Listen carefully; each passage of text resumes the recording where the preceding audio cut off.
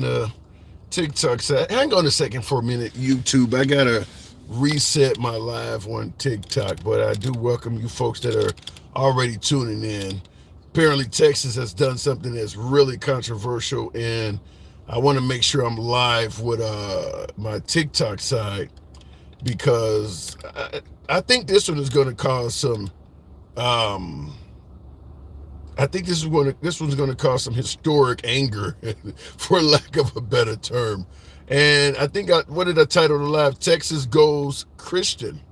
So I think you folks may be aware of this. Maybe some of you folks on the right that follow politics, you may be aware of this. Let me go ahead and make sure everything is right. And I'll start it on TikTok in 3, 2, 1. What up, folks? Once again, it is indeed your boy Tim, the handsome liberal. We're going to be talking about a law that was just passed in Texas. I think within the last 72 hours or so. So this is new legislation. But I've talked about something similar on the program before because it also happened in the most Republican state in the union, Oklahoma. This happened in Oklahoma as well. But Texas now, as part of its curriculum, requires that in regards to, I believe there's 3 areas: reading, language classes, and art classes. They have to teach children directly from the Bible. They have to teach folks directly from material out of the Bible. I'm assuming there will be obviously more than that. There's obviously more than just biblical prophecies to learn how to read. But it is going to be coming up in regards to elementary school children, K through 12. So you're talking about even kindergartners being taught the Bible by law in Texas public schools. No chance to opt out of this because it's part of the curriculum, just like you can't opt out of learning math or science while you're in school. If you don't learn math or science, then you're not going to get a diploma. You're not going to graduate. They're making this as part of the curriculum. So I want to ask you folks right off the bat, what do you think about that? Now, many have pushed back and suggested, listen, the country was founded on Christianity, which is obviously back in the late 1700s. I don't know what they got to do with 2025 or 2024, but folks are suggesting the country was founded on religion and the Bible is indeed a historical it's a historical writing, teachings, whatever you want to call it. But then again, so is the Quran. Most of this history revolving around Christianity could also apply to Islam, could it not? And a host of other religions. So why are they targeting Christianity? I want to ask you folks that. And I see in the comments, I don't want anyone teaching my children their version of the Bible. That's a great point. I didn't even think about that in terms of my notes in referencing this, is that we go to church and we hear our pastor interpret what the passages mean, which means that you could read a passage in one class, have one teacher describe what it means to the students, go to another class and have another teacher say that you were taught wrong in that class and this is actually what it means. That is a great point. Didn't think of it that way. My humble opinion is this is going to lead to a lot of conflict in class. Now, keep in mind, there's likely nothing I can really think of that has sparked more wars than religion.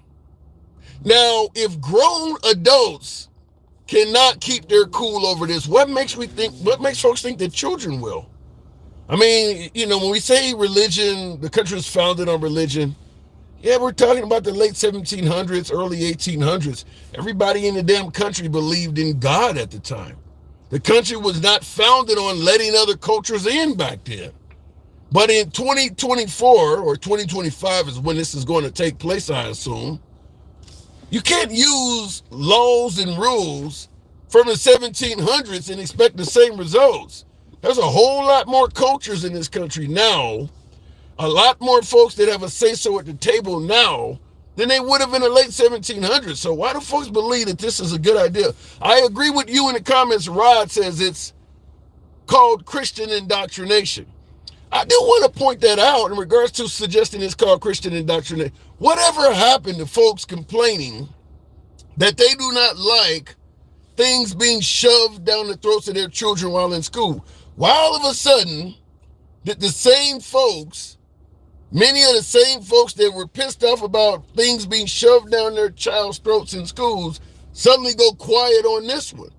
Now, Texas just passed this law within the last day or so, but I pointed out Oklahoma also requires reading the Bible in schools. Louisiana's mandating the 10 Commandments. I think Arkansas has done something similar. They are shoving Christianity down the throats of children in schools. You don't have the ability to opt out of this. Now, many might suggest, well, if you don't like it, send your kid to another school. I've heard that stated. Well, if you are not a parent of, financial means and your kid goes to public school, you may not have the option. I mean, private school comes with tuition. And if it's the law in public schools, that may be your only option. It's the whole state. So I guess we would tell a parent to move to a different state, maybe. I don't know. But this is law in several Republican states. Now, before we continue on, now go straight to the comment section. You know how the program is ran. We are MAGA friendly. We don't block, ban, or censor anyone for their commentary. You can be critical of anyone in the comment section up to and including the host. We're all about free speech. Many are suggesting that this is states' rights. At the end of the day, we're leaving it up to the states. I had somebody gleefully tell me that earlier, is that, say what you want, but they're leaving it up to the states. This is where states' rights, some might suggest, it's getting out of hand. We already talked about the pro-life, pro-choice now, where now they can force religion on children in schools. Where does the states' rights thing end? And, of course, I'm going to bring up the fact that the states aren't letting the people vote on this stuff. The people in Texas, the voters in Texas, did not vote in favor of children being required to learn the Bible in schools. They just did it. Same way the abortion rights took place. They didn't let the people vote. They just threw it on them. So is this how states' rights supposed to work, where your governor just can do whatever they want? That's how we're going to talk about it. So let me go straight to the box, because I'm running more of an abbreviated live here. Stick, good evening. Welcome to the program. Learning the Bible is mandatory learning of the Bible, teaching of the Bible is part of the curriculum. Stick, what say you? Stick, are you there? Okay, apparently Stick has stepped away. We'll keep it moving. Jim Crow Law Next says, user, I hope you are wrong, but I will say it is concerning to go back to states' rights, as I always point out, considering the history of states' rights. It is a bit concerning. I would want to know, where is it going to end? Because there is a fairly atrocious history in this country in regards to states' rights. It ain't all been good. There's a lot of oppression involved in the history of states' rights. So we are to assume that if we become a states' rights government, none of that will come back. I'm not comfortable feeling that way. Let me try the box again. They don't know state is government too, so control is what they want. Republicans have changed. You vote for Trump, that's his thing. Yeah, that is true. Trump is in favor of states' rights. That is 100% true. Luke, good afternoon. Luke, welcome to the program. Talking about Christianity, Bibles, mandatory. The children have no say-so. The parents have no say-so. What say you, Luke? As a public school teacher from Ohio. Oh. Well, I think it's a sign that our democracy is eroding. Explain that. What do you mean by that? I'm sure I know, but I want you to explain it to the people. Right. So the history of this country, the forefathers, they were deists. They were they believed in a God that set things in motion, but largely was out of the daily life of people for the most part. Mm-hmm. And with that belief system came a set of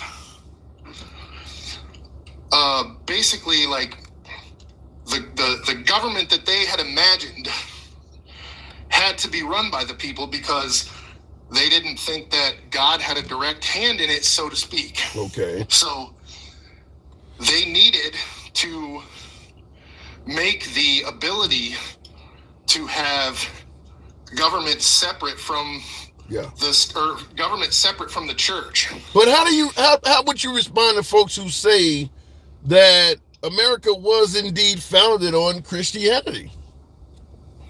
I would say that religious fanatics were some of the first people here, but they weren't the only people.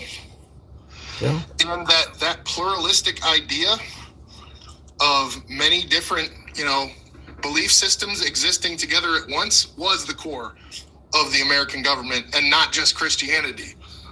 Well, I think that it was easier to say something like, bring us your tyrants, your rear, your poor, or, all men are created equal. So it's a lot easier to say something until the people actually demand you show evidence and proof of it. And I think that this is a case of it where they might have been talking about everybody living, together from different religions, but now where it's actually happening, you got a lot of folks that do believe that if children had to read the Bible and we brought religion back in schools, that America would be a better place.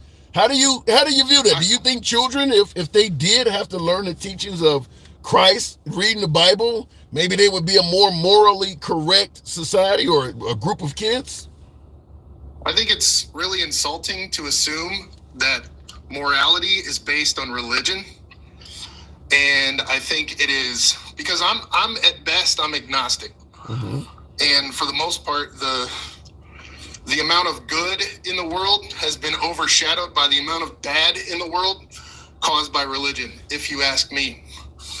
Now, when you say bad in the world caused by religion, elaborate on that. What do you mean? Well, I mean, religious fanatics tend to be a little unmoving on their ideas. A little, they seem to lack critical thinking skills. They seem to generally lack the ability to empathize with someone who doesn't have their belief system. And it causes a lot of problems. It causes a lot of bad treatment from people. Now, at the same time, I'm not saying that the teachings of Jesus is like all horrible or anything like that. Right. It's not. But sadly, the direction of Christian nationalists right now does not seem to be following Christ's teaching.